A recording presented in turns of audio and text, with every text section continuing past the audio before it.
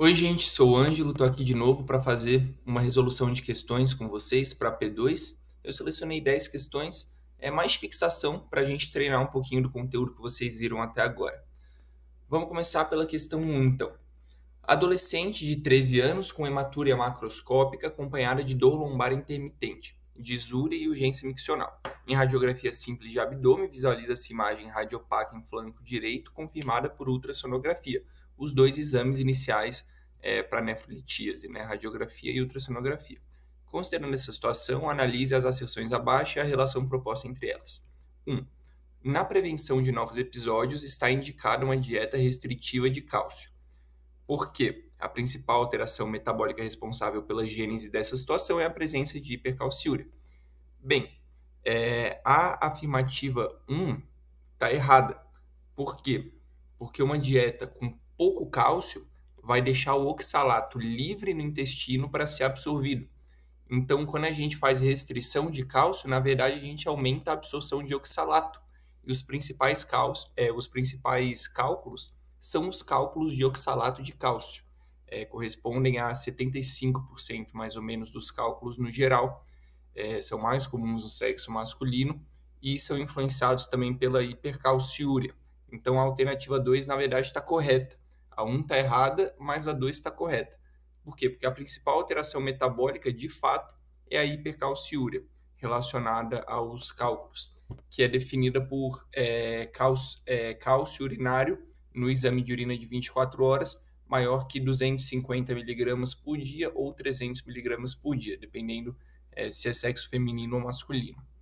Então, a alternativa certa, a seção 1 é uma proposição falsa e a 2 é uma proposição verdadeira.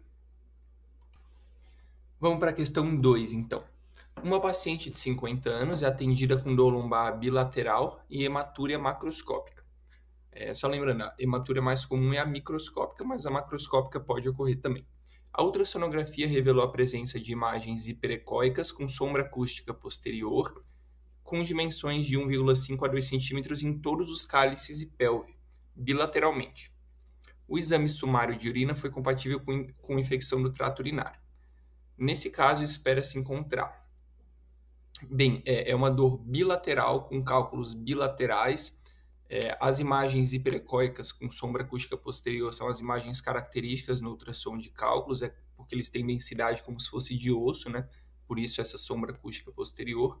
O ultrassom não passa por eles. Em todos os cálices e pelve. Então, aqui dá para notar que é como se ele desenhasse os rins, que é característico dos cálculos de Struvita, ainda mais porque afirma que é uma paciente que tem ITU, né? Provavelmente é uma paciente que tem ITU de repetição, inclusive. Então vamos para as alternativas. Uma concentração de cistina espera-se encontrar. Uma concentração de cistina urinária elevada? Não, aqui não tem nada a ver com cistinúria, que seria uma doença mais comum em crianças, né? Uma doença genética que leva a cálculos mais comuns em crianças. Um pH urinário mais ácido, lembrem que os cálculos de Struvita são favorecidos por um pH urinário elevado. Inclusive as bactérias que que convertem a ureia em amônia, essas bactérias alcalinizam a urina, porque a amônia é básica, enquanto a ureia é ácida. Então o pH é mais caracteristicamente elevado. A presença de proteus como agente causador da ITU, sim, o proteus é um dos principais causadores do cálculo de Struvita nesse cenário de infecção no trato urinário. Lembrar do proteus e da Klebsiella, principalmente. A presença de oxalato de cálcio como principais constituintes? Não, cálculo de Struvita é aquele fosfato de magnésio e amônio. E a presença de Escherichia coli como causador da ITU? Não. Lembrar que as principais bactérias, Proteus, Klebsiella, tem algumas outras também, e Escherichia coli não causa cálculo de Struvita, ela não tem a enzima que converte a ureia em amônio. Então, não. A presença de Proteus mesmo como causador da ITU. Vamos para a questão 3, então. Rosa, 65 anos, é levada à emergência por sua família em razão de crescente confusão e letargia durante a última semana. Ela tem diagnóstico recente de carcinoma de pequenas células do pulmão e em estágio limitado, porém ainda não iniciou o tratamento. Não estava febril, não teve outras doenças recentemente, não usa qualquer medicação. Sua pressão arterial é 136 por 82, frequência cardíaca 84, respiratória 14, não apresenta esforço respiratório e está sem febre. Durante o exame, a mulher apresenta estar senil, é difícil de se acordar e reage somente a estímulos dolorosos. Ela é capaz de movimentar as extremidades sem déficit motor aparente e seus reflexos profundos são diminuídos simetricamente e o restante do exame físico é normal, com pressão venosa jugular normal, sem edema. Você pede alguns exames laboratoriais e o sódio sérico é de 108 mg/mol por litro, é bem diminuído. Lembrando que o sódio vai de 135 a 145, valor normal, potássio 3,8 normal, bicarbonato 24, ureia 10,7, creatinina 0,5. A osmolaridade sérica é de 220 mol por quilo, também bem reduzida, o valor normal é de 285 a 295. Osmolaridade urinária é de 400, uma osmolaridade urinária bem elevada. TC de crânio não mostra massas ou hidrocefalia. Qual o diagnóstico mais provável e o tratamento? Bem, aqui se trata de uma mulher com carcinoma de pequenas células do pulmão, que tem uma hiponatremia hiposmolar, ou seja, hiponatremia verdadeira, e essa mulher está euvolêmica, né? Ela não tem edemas, ela não tem outros sinais no exame físico que indiquem congestão ou hipovolemia. Então, é uma hiponatremia hiposmolar euvolêmica. E uma causa muito importante disso, ainda mais se tratando de uma mulher com câncer de pulmão, é a síndrome da secreção inadequada de hormônio antidiurético, que pode acontecer após cirurgias, após alterações cerebrais, né, tumores, infecções cerebrais, pode acontecer por medicamentos, lembrar da fluoxetina, por exemplo, antidepressivo, que pode causar essa síndrome em idosos, e aí se lembrar do câncer de pulmão, que é uma causa bem importante. Nessa síndrome, existe muita secreção do hormônio antidiurético, que age lá nos ductos coletores, estimulando a absorção de água livre. Então, o paciente tem um excesso de água livre com um conteúdo de sódio normal. E aí, essa diluição do sódio acaba causando a hiponatremia euvolêmica. E aí, o tratamento dessa mulher? Como ela está num quadro grave, ela vai receber infusão de solução salina hipertônica a 3%. A minha imagem, eu acho que ficou na frente do 3%, eu não sei como tirar. Mas é isso, como o quadro dela é grave, é feita essa infusão de solução salina hipertônica. Se o quadro fosse mais leve, poderia-se tentar só a restrição de água, por exemplo, e a correção na causa base. Mas nesse caso, tem que fazer a infusão da solução salina. Então, síndrome da secreção inadequada do hormônio antidiurético, infusão de solução salina hipertônica a 3%. E aqui lembrar para vocês também que a função dos rins, né, falando dessa questão, acho que é um ponto importante, a função dos rins é manter uma osmolaridade urinária parecida com a osmolaridade sanguínea. Ou seja, se a urina está, se o sangue, aliás, está pouco concentrado, o rim tende a deixar a urina pouco concentrada, porque se tem muita água no sangue, o rim elimina muita água, elimina pouco soluto e acaba deixando esse sangue normal.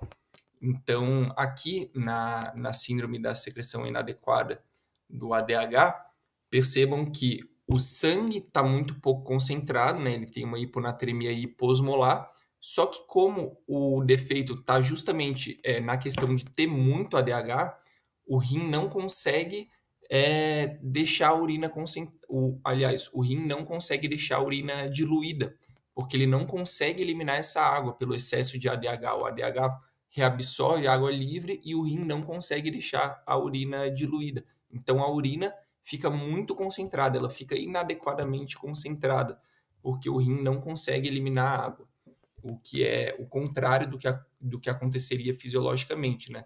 Numa hiponatremia hiposmolar, o rim deveria justamente eliminar bastante água. Vamos para a questão 4, então. Um escolar de 10 anos com histórico de traumatismo craniano encontra-se internado em unidade de terapia intensiva para monitorização neurológica. Há cerca de 8 horas iniciou o quadro de irritabilidade que progrediu para espasmos e convulsão. Ao exame mostra sinais de desidratação e o nível de sódio sérico é de 163, bem aumentado, 135 a 145 é o normal. A intervenção imediata que deve ser priorizada para esse paciente é, a correção imediata, a gente vai ter que corrigir o sódio, ele está com uma hipernatremia. Hipernatremia, por que aqui? A gente tem que pensar numa diabetes insípidos.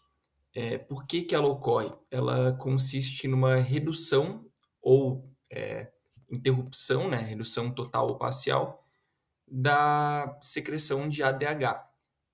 Na verdade, pode ser tanto uma redução da secreção hipotalâmica de ADH quanto uma insensibilidade dos rins ao ADH, ou seja, respectivamente, uma diabetes insípidos central ou nefrogênica. E aí, nesse caso, como não vai ter ADH ou o ADH não vai estar cumprindo a sua função por uma insensibilidade renal, o rim vai se tornar incapaz de reabsorver água. Então, o paciente vai ficar com sangue muito concentrado, ou seja, ele vai ficar com um plasma hiperosmolar, com uma hipernatremia, vai ficar com uma urina excessivamente diluída, porque ele não vai estar conseguindo reabsorver a água, e vai ter possivelmente também uma poliúria, porque ele vai estar eliminando água demais devido à falta de ADH. E é o que o paciente tem nesse caso, né? É a principal hipótese. E aí, como é que a gente corrigiria isso nesse caso? Seria com uma reposição, uma administração de desmopressina, que é um análogo do ADH. Então, na questão passada, a gente trouxe a síndrome da secreção inadequada do ADH, que é um excesso de ADH, e nessa a gente trouxe uma diabetes insípido, que é a falta do ADH, que ela também pode ser gerada aí, traumatismo crânioencefálico, como diz na questão, pode ser gerada por infecções também, após neurocirurgia, medicamentos, etc. Então, mais uma questão aí sobre o ADH. Vamos para a questão 5. A hipocalemia é um distúrbio hidroeletrolítico comum e potencialmente fatal quando grave. Um número significativo de pacientes candidatos à cirurgia apresenta essa condição clínica e o diagnóstico e a conduta apropriada são fundamentais para a boa evolução clínica do paciente. Em relação aos pacientes com hipocalemia, é correto afirmar: a correção intravenosa da hipocalemia deve ser feita geralmente com uma taxa de 40 a 60 milimols por hora. Não, a correção deve ser feita com uma taxa de 10 a 20 miliquimolar por hora. Aqui talvez ele tenha tentado confundir com a concentração de potássio por litro nas veias periférica e central, porque na veia periférica o potássio não pode ultrapassar a concentração de 40 miliquimolar por litro, enquanto nas veias centrais ele não pode ultrapassar uma concentração de 60 miliquimolar por litro da solução que tu vai infundir de potássio. Então, a taxa de correção é feita com, na verdade, 10 a 20 miliquimolar por hora de potássio. A hipermagnesemia crônica é responsável por cerca de 40% dos casos de hipocalemia refratária ao tratamento. Na verdade, a hipomagnesemia é um distúrbio responsável por hipocalemia refratária. Então, em casos de hipocalemia refratária, a gente deve pensar em hipomagnesemia, não hipermagnesemia, hipo. A dosagem, vamos para D. A dosagem de potássio urinário menor que 20 miliquimolar por litro sugere etiologia renal como causa da hipocalemia? Não, ao contrário. Se o potássio na urina fosse elevado, a gente pensaria numa causa renal de hipocalemia. Se os rins estivessem eliminando muito potássio, o rim estar eliminando pouco potássio não vai causar hipocalemia.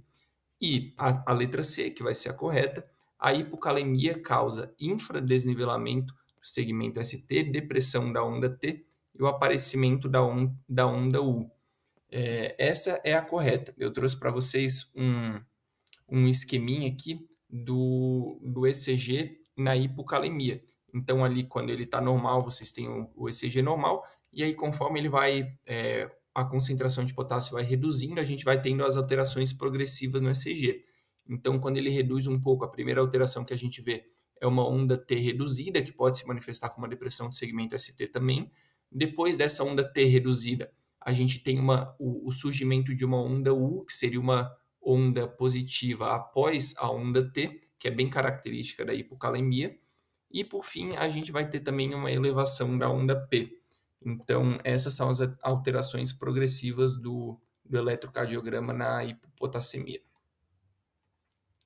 Questão 6. Um jovem de 25 anos é vítima de um acidente automobilístico de alta energia cinética 6 horas. Devido à alta destruição e deformidade dos carros envolvidos, permaneceu por mais de 4 horas sob ferragens até ser resgatado. É admitido em sala de emergência consciente, opneico em ar ambiente, com queixa de náusea, dor importante em membros inferiores e abdômen. Locais que ficaram sob destroços do carro, isso é importante. Não apresenta nenhuma fratura exposta, apesar do grande edema de membros inferiores, tem sua viária prévia, tórax sem lesões, ausculta cardíaca com bolhas rítmicas sem sopros, sem déficits neurológicos, abdômen indolor sem sinais de peritonite, pulsos distais de membros inferiores presentes com edema importante. De imediato foi realizada a expansão com cristalóides, sonda vesical de demora, oferta de oxigênio e monitorização. Aliás, ali uma informação, sem débito desde a hora do acidente. Permanece estável hemodinamicamente. Após a monitorização, foi realizado o eletrocardiograma abaixo. A imagem aqui ficou meio ruim, mas dá para a gente ver principalmente os traçados com ondas T bem apiculadas, né? E aí, somando, isso é uma alteração bem sugestiva de hipercalemia, somando ao quadro clínico do paciente. Por quê? Aliás, só vamos dar uma olhada nas alternativas. Hipercalemia, e aqui a certa é onda T elevada em amplitude sem assimetria, compatível com um quadro de lesão muscular aguda. Por quê? Foi um paciente que sofreu um acidente, permaneceu ali algumas horas sob destroços, né? Locais que ficaram sob destroços do carro, então ele teve bastante dano muscular. Esse dano muscular provavelmente levou a um quadro de rabdomiólise, que inclusive gerou um quadro de insuficiência renal aguda, porque ele fala ali que não tem débito desde a hora do acidente. Então aqui é um quadro, né, o diagnóstico mais provável é um quadro de rabdomiólise, que geraria uma injúria renal aguda e geraria esse quadro de hipercalemia, né? Lembrando que a rabdomiólise, a lesão de células musculares leva à liberação do conteúdo intracelular.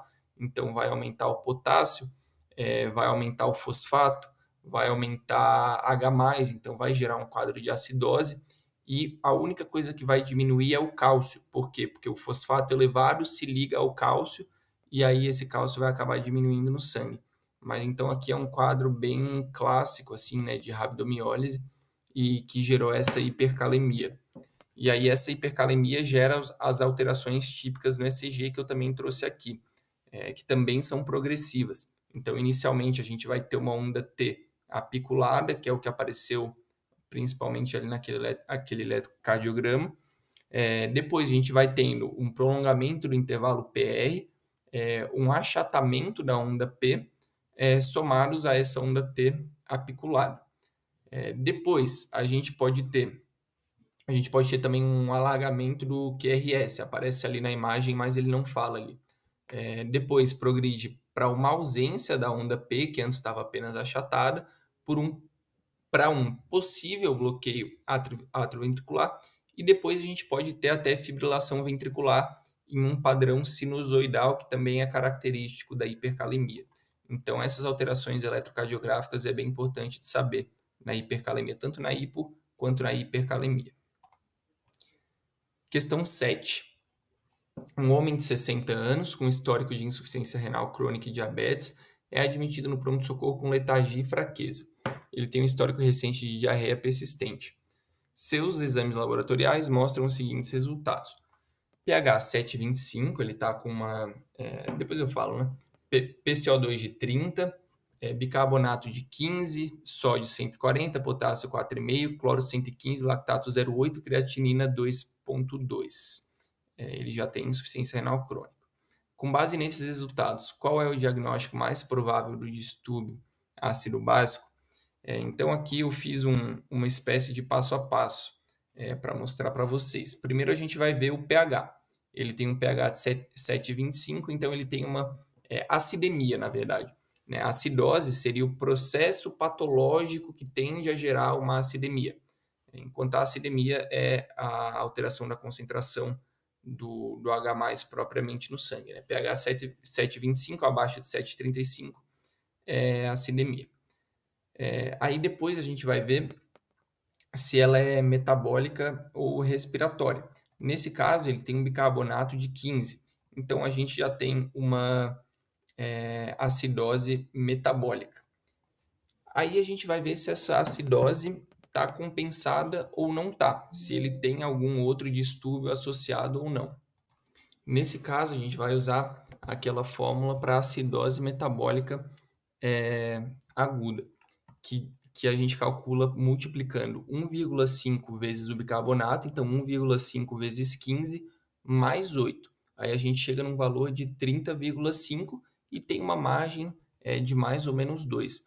O que isso significa? Que se a concentração de gás carbônico tiver nessa faixa, significa que ela está compensada, ou seja, que o paciente está conseguindo compensar por meio da respiração, abaixando, diminuindo o PCO2. Nesse caso aqui, o valor de 30,5 mais ou menos 2, ele está na faixa, né, esperada, que o PCO2 de 30. Então, ele está nessa faixa esperada, significa que o paciente está conseguindo compensar. Então, aqui não tem distúrbio respiratório associado, já que o PCO2 está nessa faixa. Isso é calculado por aquelas fórmulas, né? Essas fórmulas eles dão na prova, se eu não me engano, mas para a residência, por exemplo, é bom saber. A gente calcula o anion gap. O anion gap é calculado por sódio, 140, aí a gente, que é a carga positiva, aí a gente tira o cloreto e tira o bicarbonato. Então, 140 menos 115 menos 15. Anion gap de 10 é um anion gap normal, ali 8 a 12. Então, por fim, a gente tem um diagnóstico de acidose metabólica hiperclorêmica. Hiperclorêmica por quê? Porque o anion gap é normal, é sinônimo de hiperclorêmica. Porque se o anion gap é normal, o que tem que aumentar é o cloro, né, para fechar esse cálculo de cargas negativas e positivas e manter a eletroneutralidade. Então, aqui a gente vai ter o diagnóstico de acidose metabólica hiperclorêmica. Vamos para a questão 8. Um paciente de 67 anos, sexo masculino, foi submetido à colectomia parcial há 5 dias. Iniciou distensão abdominal, importante, taquicardia, taquipneia, hipotensão arterial e sonolência. Gasometria arterial e ionograma apresentou pH de 7,18, PaCO2 de 36, PaO2 70, bicarbonato de 13, excesso de base de menos 12, sódio, sódio normal, limite inferior, potássio reduzido, menor que 3,5 e cloro de 97. Qual é o distúrbio ácido básico apresentado pelo paciente? Então, de novo, a gente vai começar pelo pH. Ele tem um pH de 7,18, ele tem uma acidemia. Aí eu coloquei o esqueminha aqui também. pH de 7,18, ele tem essa acidose. O bicarbonato dele é de 13. Então, é uma acidose com perda de bicarbonato, é uma acidose metabólica. Aí a gente vai ver se tem alguma coisa, algum distúrbio respiratório associado. De novo, uma acidose metabólica, a gente usa aquela fórmula para acidose metabólica de 1,5 vezes o bicarbonato, que é 13 mais 8, então vai dar 27,5, 1,5 vezes 13 mais 8 dá 27,5, mais ou menos 2. Então, o PCO2 esperado tem que estar nessa faixa de 25,5 a 29,5, para estar normal, digamos assim, né? Para a gente saber que os pulmões estão compensando adequadamente essa acidose, eliminando mais CO2. No caso do paciente, o PaCO2 está de 36, ou seja, ele está acima desse valor que seria esperado. Isso significa que ele está retendo mais CO2 do que o esperado então ele tem uma acidose respiratória associada. Então, nesse caso do paciente, já é uma acidose mista. E aí a gente vai ver o anion gap. Sódio menos cloreto menos bicarbonato. Nesse caso, vai dar 25. Maior do que 12 é um anion gap aumentado. Nesse caso do paciente, uma causa de anion gap aumentado poderia ser a hipotensão, né, que gera um quadro ali de choque, de hipoperfusão e produção de ácido lático, que poderia estar gerando uma acidose lática, com aumento do ácido lático, que é um dos ânions que entram ali no anion gap, que deixam o anion gap aumentado nesse caso. Então, seria de novo, uma acidose mista porque a gente viu metabólica bicarbonato diminuído e a gente viu que tinha uma respiratória associada, porque a gente viu que o PCO2 esperado estava acima, o PCO2 do paciente estava acima do esperado calculado pela fórmula, com anion gap aumentado.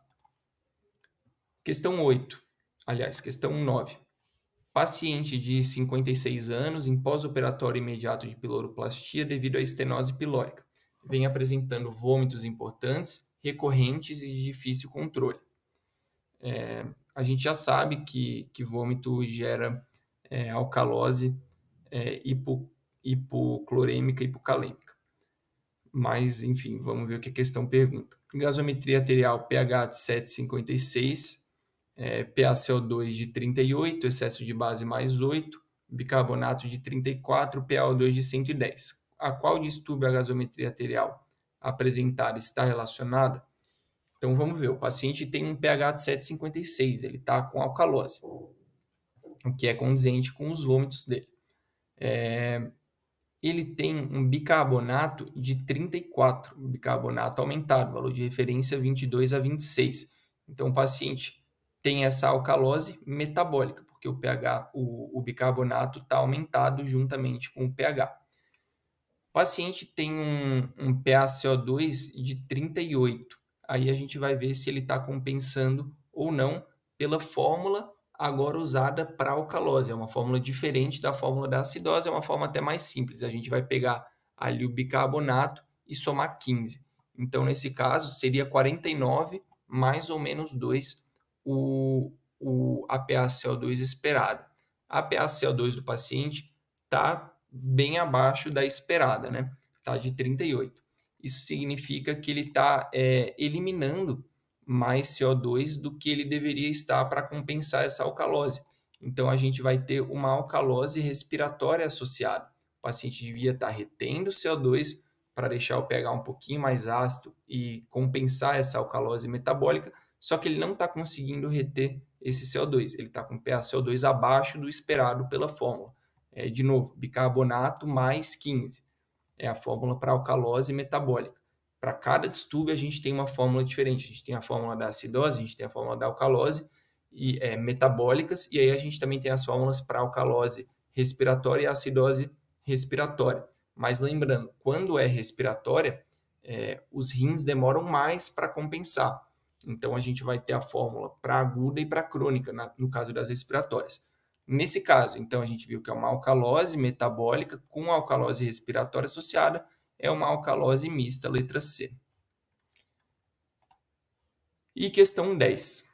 Está correta a associação de gasometria e etiologia em?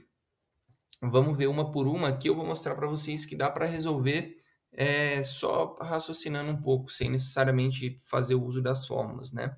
Então, um coma barbitúrico, que causa uma depressão respiratória importante. O paciente vai ter o quê? Uma depressão respiratória, o paciente vai ter uma retenção de gás carbônico, fazendo uma acidose respiratória. Nesse caso, o pH está de 7,33, realmente uma acidose. Um PCO2 de 55, então aumentado, realmente é uma acidose respiratória. Mas, nesse caso, a letra A fica incorreta, por quê? Porque ela tem um bicarbonato de 33. E esse bicarbonato de 33, na verdade, está acima do que seria esperado. Porque a gente tem que usar a fórmula da acidose respiratória aguda. Eu deveria ter botado essa fórmula aqui, acabei não colocando. Essa fórmula diz que para cada aumento de 10 na PCO2, a partir do valor de 40, PCO2 referência é de 35 a 45, a gente usa uma média de 40. Assim como para o bicarbonato, a gente usa uma média de 24, que está entre 22 e 26. Então, para cada aumento de 10 na PCO2, num caso de acidose respiratória aguda, a gente teria que ter um aumento de 1 miliequimolar por litro de bicarbonato. Nesse caso, ele tem um aumento de 40 para 55 do PCO2, um aumento de 15, ele teria que ter um aumento de 1,5 do bicarbonato. Então, de 24 para 25,5. Nesse caso, o bicarbonato tá 33. Então, não é o que a gente esperaria, né? A não ser que o paciente tivesse outro distúrbio relacionado, mas aqui não fala nada. Então, não é isso que a gente esperaria. A gente esperaria um bicarbonato ali de 25,5, digamos assim, se fosse pela fórmula calculada, né? Letra B, etiologia, uso de furosemida. A furosemida, o diurético de alça, vai aumentar o aporte de sódio lá nos ductos coletores, e esse aporte de sódio aumentado nos ductos coletores vai fazer com que o rim reabsorva mais desse sódio que chega lá nos ductos coletores e excrete H+ ou potássio pelos canais ENaC, que a gente viu lá na P1. Então, nesse caso, a furosemida propicia essa maior excreção de H+, fazendo uma alcalose. Então, assim, o paciente tem um pH de 7,2, já não é alcalose. Nesse caso, o paciente tem acidose, não faz sentido, então essa aqui elimina também. Na letra C, a gente tem como etiologia DPOC. A DPOC gera uma retenção crônica de gás carbônico, causando uma acidose respiratória crônica. Nesse caso, o paciente tem de fato uma acidose, pH de 7,3, um PCO2 de 50, ok, aumentado, e aí a gente vai ver o bicarbonato. O bicarbonato, nesse caso, está dentro do normal, então a gente não tem nenhuma espécie de compensação, essa aqui já está errada também. Deveria haver alguma compensação do bicarbonato. Letra D, etiologia, síndrome do pânico. A síndrome do pânico vai fazer com que o paciente fique taquipneico e vai acabar causando uma alcalose respiratória aguda. Então, aqui vamos ver. O paciente tem um pH de 7,6, realmente é uma alcalose. PCO2 de 25, diminuído mesmo. E aí a gente tem que calcular o bicarbonato. Nesse caso, como é uma etiologia aguda, os rins acabam não tendo tempo para compensar o bicarbonato. Então, aqui uma alcalose respiratória, os rins deveriam diminuir o bicarbonato, né? Como se fosse gerar uma espécie de acidose por meio da diminuição do bicarbonato. Mas é um distúrbio agudo, nem tem como os rins fazerem isso adequadamente. Por isso, essa alternativa acaba ficando como a certa, porque ele tem um pH de 7,6, um pH realmente aumentado, PCO2 de 25, condizente com uma etiologia respiratória, e um bicarbonato ainda dentro da faixa de normalidade, porque é uma síndrome do pânico, algo hiperagudo que o paciente não teve tempo de compensar. E, por fim, uma intoxicação com metanol. A intoxicação por metanol é aquela que gera uma acidose de anion gap elevado pela formação de ácido fórmico, que é um ácido que vai entrar lá naquele... É um ânion que vai entrar no anion gap, né? Porque é um ânion que não é calculado caracteristicamente no sangue. E essa intoxicação por metanol, também lembrar que ela afeta o nervo óptico, né? Pode causar até cegueira. E a gente vai ter, então, uma acidose e o paciente já não tem acidose, o paciente tem uma alcalose, nesse caso ali, pH de 7,5. Então, tá errado essa aqui também. Letra certa é a letra D. Foi isso, pessoal. Espero que vocês tenham aproveitado essas questões, mais para dar uma revisada aí nos temas e em alguns conceitos e como que são feitas essas questões de distúrbios ácido-básicos. Espero que tenham gostado. Obrigado. Até mais.